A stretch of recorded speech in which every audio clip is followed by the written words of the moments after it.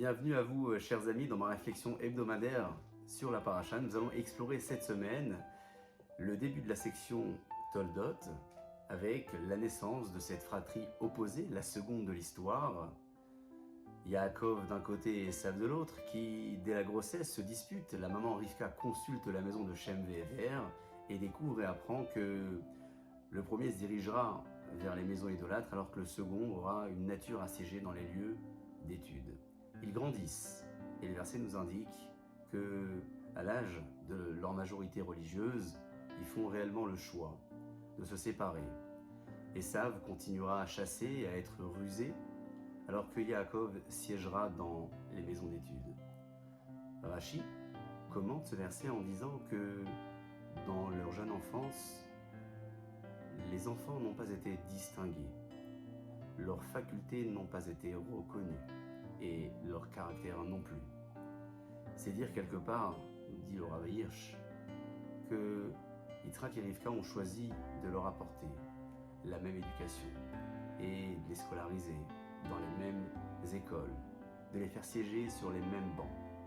Ce n'est que à l'âge de la majorité religieuse que leurs facultés tout à fait différentes ont été reconnues et hélas, il était trop tard puisque l'un choisira à ce moment-là de se diriger vers les maisons idolâtres alors que le second, Yaakov, choisira de siéger dans les maisons d'études. Vous savez, le roi Shlomo nous a enseigné dans les textes de Michelet que le devoir du parent, c'est d'éduquer son enfant selon ses propres facultés.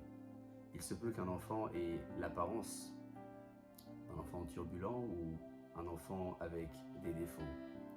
Le rôle du parent, ce sera d'exploiter éventuellement cette faculté qui pourrait paraître négative pour la transformer en une force et en une richesse.